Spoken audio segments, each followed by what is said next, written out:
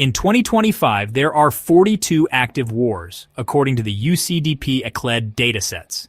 6 major wars, with more than 10,000 deaths per year, 10 minor wars, and a constellation of chronic low-intensity conflicts. Together, they give the sense of an international system oscillating between order and global chaos, while public opinion struggles to distinguish a ceasefire from a humanitarian pause. The outcome is a third world war in pieces, fragments that largely ignore one another yet collectively drain social, environmental, and moral capital. Hello! If you like our video, I appreciate it if you hit the subscribe button. It helps this channel grow so I can keep creating great content for you. Thanks so much for your support, and let's back to the video. Launched in 2014 and reignited on a large scale on 24 February 2022, it is the deadliest conventional conflict in Europe since 1945. The direct toll, more than 500,000 killed or seriously wounded, intersects with 8 million refugees, minefields as large as Italy, and cities that have become icons of destruction, such as Mariupol and Bakhmut. Strategically, the war has first accelerated NATO enlargement, second, pushed the EU into unprecedented rearmament, and third, reshaped global energy trade. Russia's veto paralyzes the UN Security Council, while Kiev calls for a just peace, based on territorial integrity and criminal accountability. Hamas's 7 October 2023 attack and the Israeli response have produced more than 35,000 confirmed Palestinian deaths and what the UN calls an unprecedented urban bombardment humanitarian emergency. The conflict has ignited southern Lebanon, the Red Sea, and the West Bank, drawing in Iran, the USA, Egypt, and Qatar for fragmented talks. Destroyed hospitals cry out for a brand of multilateralism capable of imposing binding humanitarian pauses, today hostage to cross vetoes and algorithmic propaganda. Since 15 April 2023, the SAF and RSF have fought over Khartoum and Darfur's gold mines. The genocide risk flagged by the ICC and the USA compounds 24,000 deaths and 13 million displaced. Port Sudan remains the only stable humanitarian corridor, but without an arms embargo and a regional monitoring mechanism, including IJAD and the AU, the conflict threatens to balkanize the Sahel's largest state. Rooted in 1948, Myanmar's conflict became full-scale war after the 2021 coup. More than 260 resistance militias opposed the junta. Deaths exceed 50,000. Drones, internet blackouts, and deepfakes are now everyday tools, showing how military tech outruns ethical awareness. The risk of a failed state on India's, China's, and Thailand's borders makes an ASEAN plus Beijing-mediated negotiation essential, so far dodged.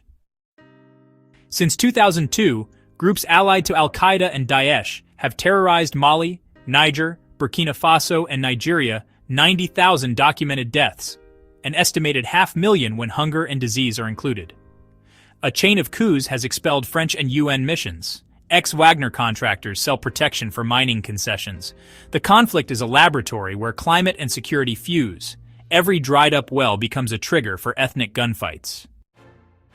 14 years after the 2011 uprising, Syria is split into 3 spheres: the Northwest, HTS, the Northeast, Kurdish administration, and the South held by Damascus with Russian-Iranian backing. More than 500,000 dead, 6 million refugees, and 80% of the population below the poverty line. Israeli strikes on Iranian targets and the freeze of cross-border aid from Turkey worsen the crisis. Since 2014, the Houthi-Saudi Emirati war has caused the world's worst food emergency. 70% of Yemen's 34 million people rely on aid. Red Sea maritime attacks since 2023 have globalized the conflict, sending freight rates soaring. Without a durable truce and an inclusive reconstruction plan, the country risks becoming a jihadist black hole. M23 offensives in 2023 and 2024 have displaced more than 1 million people in DR Congo. Coltan mines and Rwandan interference fuel a conflict from which the UN mission, MONUSCO, is withdrawing. State legitimacy is eroding, and land grabs by corporations make peace a matter of global governance rather than local actors alone. The 2021 U.S. pullout did not end Afghanistan's war. ISKP stages weekly massacres, the economy has shrunk by 30% and 28 million people need aid. Banning women from work cuts $8 billion from annual GDP and worsens household security, proof that human rights are a stability condition, not a luxury. Kurdish insurgencies, which have been ongoing since 1918, the Kashmir Conflict since 1947, Korean tension since 1948, the Western Sahara dispute since 1970, and the Colombian War since 1964, all show that low-intensity violence can last for decades. Solutions lie in constitutional reform and identity recognition more than military victory. Nagorno-Karabakh in 2024, where 120,000 Armenians were expelled, the Kashmir Conflict in 2025, marked by the Srinagar bombing Haiti since 2022, with its gang wars, and Kharkiv in 2025, where Russian ballistic missiles targeted hospitals, illustrate how latent wars can burst into open flames when final settlements are missing. Today, 90% of explosive-related casualties are civilians. Cluster bombs in Ukraine, kamikaze drones in Gaza, and homemade mines in Sudan are terror tools that cause lifelong disabilities. The Oslo Convention on Cluster Munitions is ignored by major powers, a sign of fading international legality. Some 120 million people are displaced. Exodus is often a war strategy to empty contested areas. Yet, diasporas fund rebuilding, $18 billion in Ukrainian remittances from the EU, clandestine Sudanese clinics financed by expatriates, and Syrian lobbying in Germany for universal jurisdiction. 60% of active conflicts occur in areas of extreme water stress. Sahel desertification pushes herders onto farmers' fields. The shrinking Tigris-Euphrates fuels gangs that control irrigation pumps. Without a $50 billion a year climate security fund, the spiral will be unstoppable. Iranian Shahed drones. Israeli surveillance software, Russian bot farms, and Burmese deepfakes show that the cheapest weapon is information. Hybrid warfare lowers the entry threshold for non-state actors and raises the risk of accidental escalation. A treaty on lethal autonomous systems and an ethical code for social platforms are needed. Global military spending hit $2.4 trillion in 2024, up 6% on 2023. Exports of low-cost drones and cluster munitions swell lightly regulated company coffers. A windfall tax on war profits earmarked for a peace fund could finance prevention and reconstruction. Telegram, TikTok, and X are the new battlefield. UN studies show that 30% of viral conflict content is manipulated. Digital literacy and independent fact-checking are civil defense tools as vital as bomb shelters.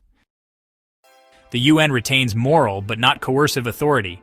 Security Council vetoes cause paralysis, yet Turkey, Qatar, Norway, Kenya, and Brazil lead multi-layered diplomacy that has produced local truces in Yemen, Russia, Ukraine prisoner swaps, and ELN Colombia talks. Only 19% of official negotiators are women, yet agreements that include women last 35% longer. From Kurdish peace mothers to Yemeni lawyers, gender inclusion is a sustainability guarantee, not a woke luxury. Ethiopia's Mekele-Djibouti corridor. Gaza's November 2024 pauses and Sudan's cross-line agreement show that micro-level truces save lives even when strategic peace is distant. They should be automated, with 24/7 monitoring and automatic sanctions for violators. The ICC is investigating Ukraine, Sudan, and Myanmar. Ad hoc courts are mooted for Syria and Ethiopia. Truth and reconciliation models from South Africa, Rwanda, and Colombia remain reference points. Without accountability, the revenge impunity spiral is guaranteed. Reconstruction costs run into tens of billions and require social trust. Ukraine estimates $500 billion Gaza, at least $50 billion Sudan, incalculable. Yet the first brick is schooling. Each child in class reduces by 20% the chance of taking up arms tomorrow. The conflict map is an open wound on humanity's body. Breaking the spiral means investing more in prevention than in rebuilding, more in dialogue than in deterrence, more in climate cooperation than in geopolitical competition. The future is unwritten. It depends on the choices we make today, transforming this third world war in pieces into a mosaic piece, tile by tile, generation after generation.